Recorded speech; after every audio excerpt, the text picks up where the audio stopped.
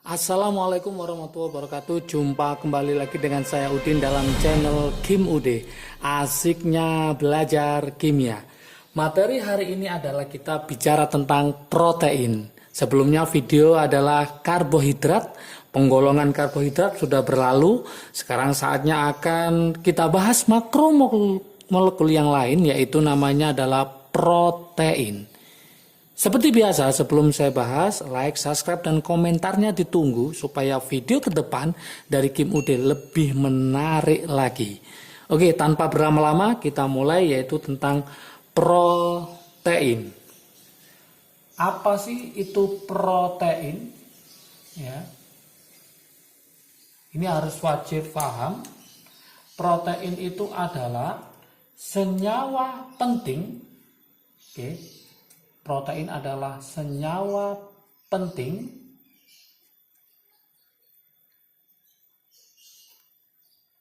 penyusun sel hidup. Penyusun sel hidup yang terbentuk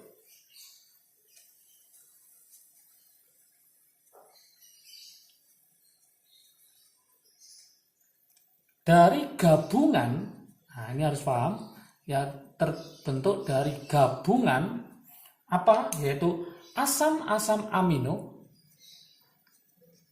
asam-asam amino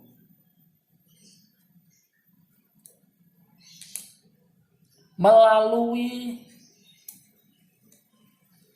reaksi, ini harus paham juga apa reaksinya, yaitu polimerisasi kondensasi. Jadi protein itu adalah senyawa yang sangat penting penyusun sel hidup yang terbentuk dari gabungan asam-asam amino melalui reaksi polimerisasi kondensasi. Unsur utama penyusun protein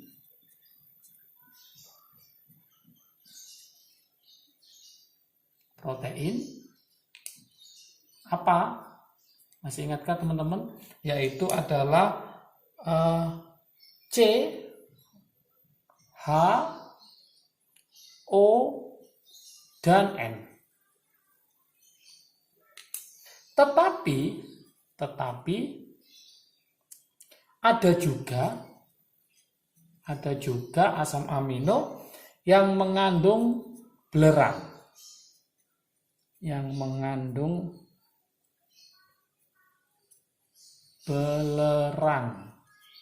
Yang dilambangkan dengan apa? Yaitu S. Kita lanjutkan fungsi protein. Fungsi dari protein. Masih ingatkah teman-teman? Kalau karbohidrat itu sebagai sumber energi, kalau fungsi protein itu adalah sebagai pembangun.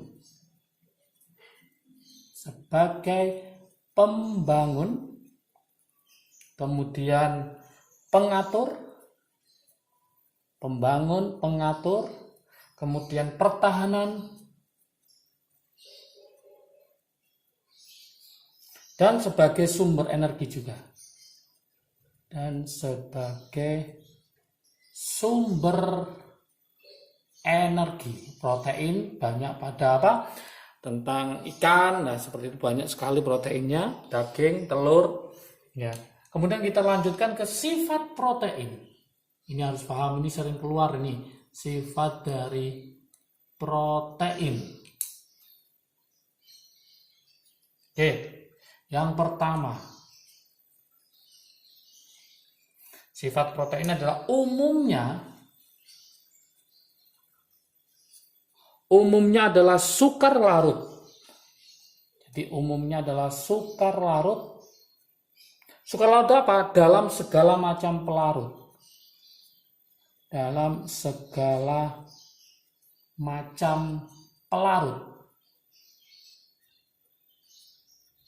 Itu yang pertama. Yang kedua, sifat yang kedua, Tidak tahan terhadap suhu tinggi. Tidak tahan terhadap suhu tinggi. Biasanya nanti terjadi yang namanya denaturasi protein. Sifat yang ketiga, pada hidrolisis enzim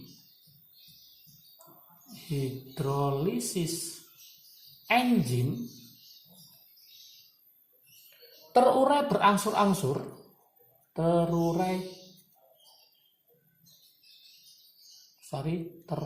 berangsur-angsur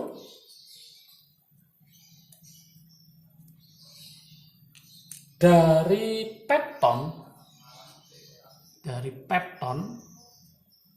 nanti akan menjadi polipeptida, kemudian menjadi dipeptida,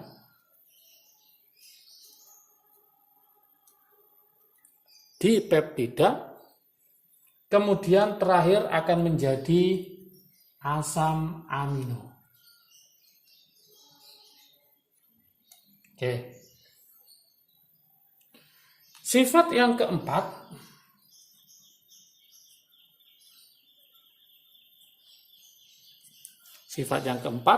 ternyata memiliki MR atau massa molekul relatif yang sangat besar.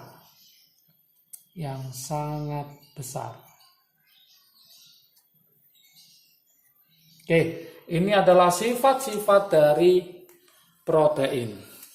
Sekarang kita lanjutkan ke penggolongan dari protein. Saya tulis di atas sendiri ya. Penggolongan protein. Ini juga harus dikuasai oleh teman-teman karena ini sering juga masuk di soal-soal SIMA UI, soal-soal ujian masuk perguruan tinggi ya.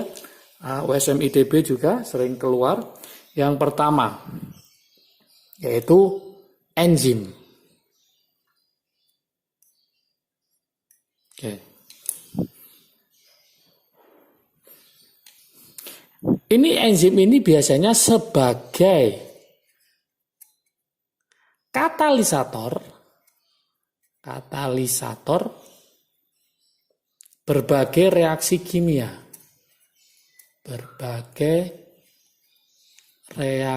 kimia.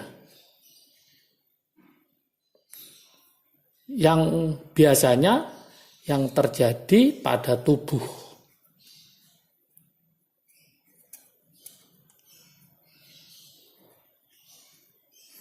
Contoh,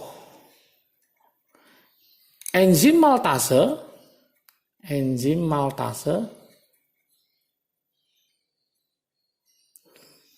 ini berperan mengubah apa? Maltosa menjadi glukosa. Berarti maltosa menjadi glukosa. Itu namanya penggolongan protein. Yang pertama adalah enzim. Yang kedua, setelah enzim yaitu protein transport. Namanya adalah protein transport. Oke. Apa protein transport? Untuk apa? Yaitu protein yang mengikat. Jadi protein transport adalah protein yang mengikat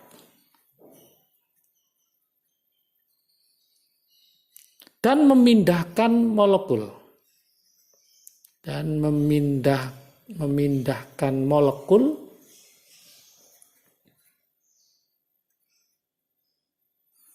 atau bisa molekul, bisa ion yang spesifik ya, yang khusus, yang spesifik. Contoh di sini yang sering adalah hemoglobin dalam sel darah. Hemoglobin dalam sel darah. Sel darah merah ya. Karena ada sel darah putih, ada sel darah merah. Oke, berfungsi sebagai alat berfungsi sebagai alat pengangkut oksigen. Alat pengangkut oksigen dalam darah.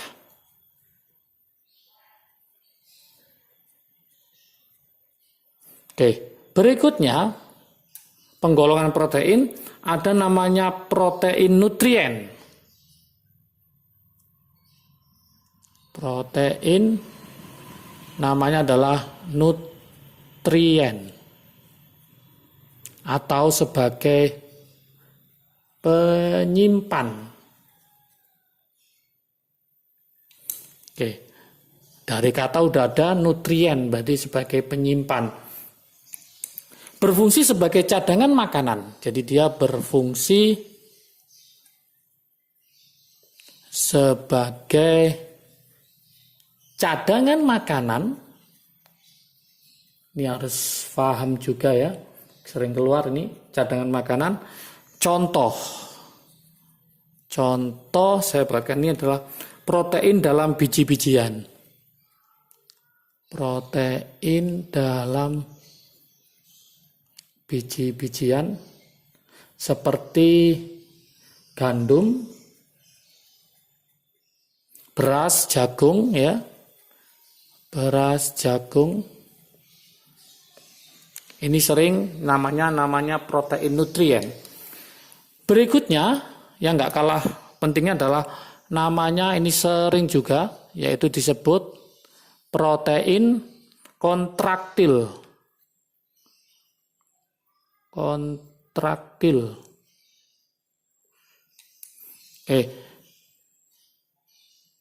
Protein kontraktil ini berperan dalam proses gerak.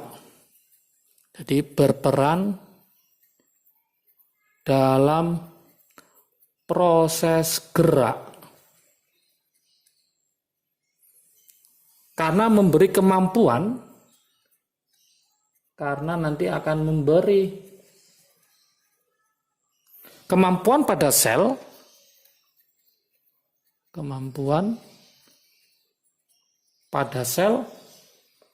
untuk berkontraksi,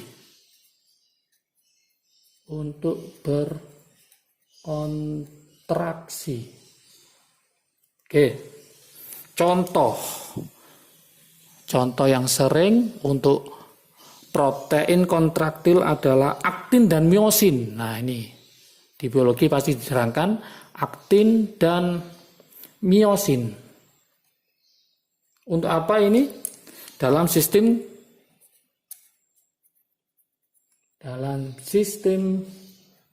kontraksi otot rangka. Kontraksi otot rangka. Oke. Berikutnya yang nggak kalah pentingnya juga ada namanya protein pertahanan atau bahasa gaulnya adalah antibodi. Oke. Jadi protein pertahanan atau antibodi berfungsi melindungi organisme. Ini berfungsi melindungi apa? Organisme dari serangan penyakit.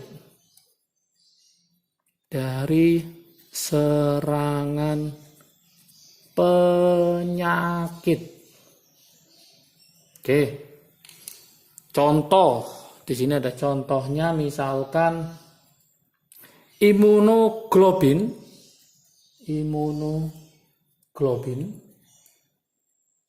dapat menetralkan bakteri, virus juga dapat menetralkan